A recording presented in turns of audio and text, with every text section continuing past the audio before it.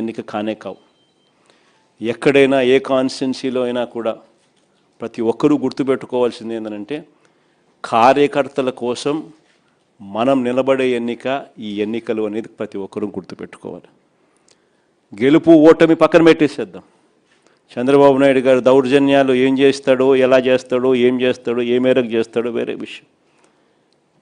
కానీ ఆ కార్యకర్తకు దౌర్జన్యం చేసిన మా నాయకుడు మాకు తోడుగా ఉన్నాడు అన్న భరోసా ఆ కార్యకర్త కలగాల. నన్ను ఓడించడం కోసం, ఒక చిన్న కార్యకర్తలైన నన్ను ఓడించడం కోసం చంద్రబాబు నాయుడు గారు ఇంత అధికార దుర్వినియోగం చేసినా కూడా మా నాయకుడు నాతోనే ఉన్నాడు అన్న భరోసా మీలో ప్రతి ఒక్కరూ కూడా ప్రతి కార్యకర్తకు కలిగించాల్సిన ఎన్నిక ఈ ఎన్నిక అనేది గుర్తుపెట్టుకోండి. అలా భావన వచ్చినప్పుడే రేపొద్దున మీ ఎన్నికల్లో ఆ కార్యకర్త మీకోసం రెట్టించిన ఉత్సాహంతో మీకోసం పనిచేస్తాడు అనేది ప్రతి ఒక్కరూ గుర్తుపెట్టుకోవాల్సిన అంశం. ఇక్కడ ఈ విషయంలోనే చెప్తా ఉన్నా, చంద్రబాబు నాయుడు గారు డైరెక్ట్ ఎలక్షన్స్ కూడా పెట్టడానికి కూడా అనౌన్స్మెంట్స్ చేస్తూ ఉన్నాడు. ఒక రకంగా ఇది మనకు మంచిది, నిజంగా డైరెక్ట్ ఎలక్షన్ జరగడం అన్నది కూడా. ఎందుకంటే కనీసం ఒక బలమైన అభ్యర్థి ఆ డైరెక్ట్ ఎలక్షన్స్లో పోటీలో గట్టిగా నిలబడితే ఆ మున్సిపాలిటీకి చైర్మన్గానో, లేకపోతే ఆ మండలానికి ఎంపీపీగానో, లేకపోతే జెడ్పీ చైర్మన్గా అయినా కానీ, లేకపోతే మేయర్గా అయినా కానీ, ఇంకొకటైనా ఎక్కడైనా కూడా ఒక బలమైన అభ్యర్థి అక్కడ పోటీలో నిలబడితే కనీసం మిగిలిన స్థానాలకు ఆ బలమైన వ్యక్తి సూపర్విజన్ ఉంటుంది, మానిటరింగ్ ఉంటుంది అన్నది మనకు కలిసి వచ్చిన అంశం.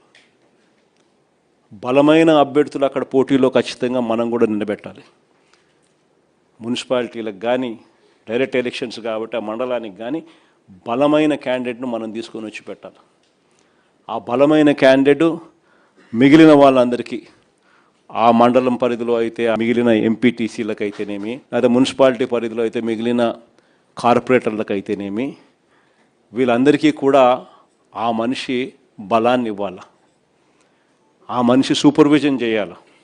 ఆ మనిషి సూపర్విజను, ఆ మనిషి బలాన్ని రెండింటినీ కూడా కార్యకర్తలకు ఇవ్వగలిగితే ఒక బలమైన క్యాండిడేట్ గెలుచుకొని వస్తాడు అనేది గుర్తుపెట్టుకోవాల్సిన అంశం. ఈ ఎన్నికల్లో మనం గెలిపించుకునేది మన కార్యకర్తలను. ఈ ఎన్నికలు జరగాల్సింది ఆ కార్యకర్తలకు భరోసా ఇచ్చే విధంగా జరగాలి. ప్రజల వాయిస్ వినిపించే విధంగా ప్రజలకు మనం తోడుగా నిలబడగలగాలి. అది ఖచ్చితంగా గుర్తుపెట్టుకోవాల్సిన అంశం. ఎక్కడైనా కూడా మీ నియోజకవర్గాలలో ఎక్కడైనా కూడా ఏకగ్రీవంగా ఎక్కడైనా ఎన్నిక జరిగితే మాత్రం నన్ను అడగాల్సిన పనిలా క్యాండిడేట్ ఆ తర్వాత ఎన్నికల్లో పోటీ చేయడానికి మీరే గుర్తుపెట్టుకోండి. ఎక్కడైనా పోటీ జరగకోకుండా ఏకగ్రీవంగా ఇడిచిపెట్టినారంటే మాత్రం ఆ తర్వాత క్యాండిడేట్ ఎమ్మెల్యే ఎలక్షన్లో క్యాండిడేట్ కాడు అనేది గుర్తుపెట్టుకోండి. అంత ప్రస్ఫుటంగా, అంత క్రిస్టల్ క్లియర్గా చెప్తా ఉన్నా. ప్రతి చోట పోటీ జరగాల. ఎన్నికలు అయిపోయిన తర్వాత కూడా నేను రిపోర్ట్లు తెప్పించుకుంటాం. మీ ఎమ్మెల్యే క్యాండిడేట్ ప్రతి చోట పోటీకి నిలబెట్టాడా, క్యాండిడేట్ నిలబెట్టలేదా అనేది పోటీ రిపోర్ట్లు తెప్పించుకుంటాం. నిలబెట్టిన తర్వాత మీ ఎమ్మెల్యే క్యాండిడేట్ ఆ క్యాండిడేట్లకు ఏ విధమైన సపోర్ట్ ఇచ్చినాడు, సపోర్ట్ బాగా ఇచ్చాడా, బలంగా నిలబడ్డా మీతో పాటు, అవునా కాదా అన్న రిపోర్ట్లు కూడా తెప్పించుకుంటాం. ఖచ్చితంగా ఆ మేరకు పాజిటివిటీ మీ దగ్గర నుంచి రావాలి.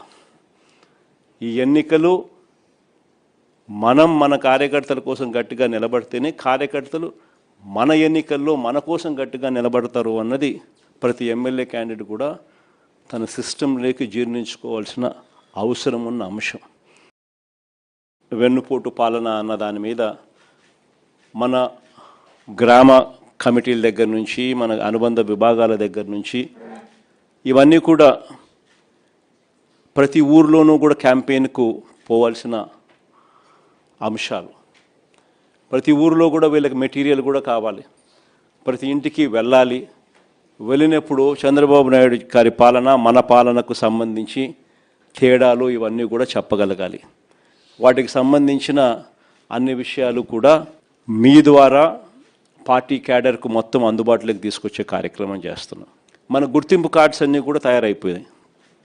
దాదాపుగా 14-15 లక్షల గుర్తింపు కార్డులన్నీ కూడా మనం క్యాడర్కి అంతా గ్రామ స్థాయి వరకు మనం ఏదైతే అనుబంధ విభాగాలు తీసుకుని పోయే కార్డులన్నీ కూడా తయారైపోయాయి.